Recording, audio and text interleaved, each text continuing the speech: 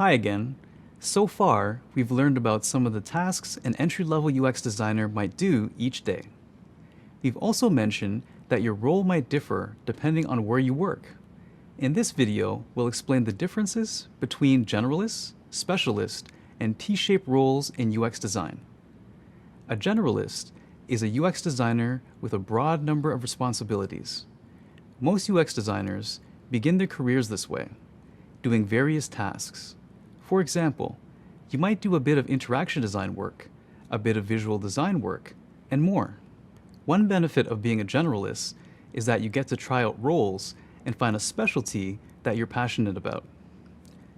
Generalist UX designers are common at smaller companies with fewer employees, as these companies don't have big design departments, so you might have to wear many hats.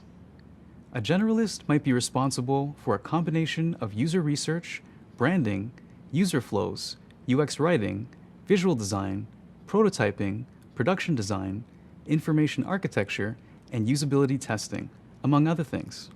Most generalists start their roles knowing about one or two of these topics.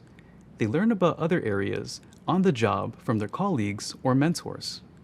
UX generalists can also continue their education through professional development, doing their own research to keep up with industry trends and participating in online UX communities to learn from other designers.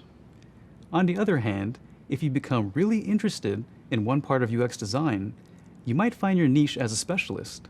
A specialist dives deep into one particular UX design role, like interaction, visual, or motion design. While a generalist has a breadth of knowledge, a specialist has more depth of knowledge in one kind of UX design. Specialists usually work at large companies where the organization can afford to have a big team of UX designers. At Google, we have thousands of specialized UX designers. Take me, for example. I specialize in interaction design. We covered some specialist tracks earlier in the course. If you need a refresher, check out the glossary. As you advance in your career, you may become a T-shaped designer. A T-shaped designer specializes in one kind of UX design and has a breadth of knowledge in other areas. This is called a T-shaped designer because your skills look like an uppercase T. The vertical line of the T is the kind of UX design you specialize in, like visual design. The horizontal line across the top of the T includes your complementary skills. These skills might come from other fields like interaction design that cross over with your specialties or soft skills that help you work more effectively. Becoming a specialist or generalist isn't always a conscious choice.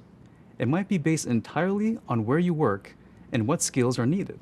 When I started in UX design, I was a motion graphics designer. Then I worked on video games, apps for businesses, and apps about financial technology.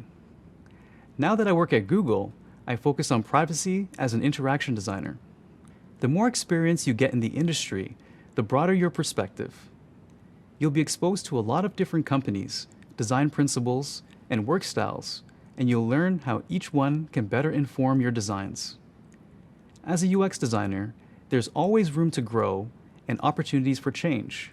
So whether you become a generalist or a specialist, there are plenty of options.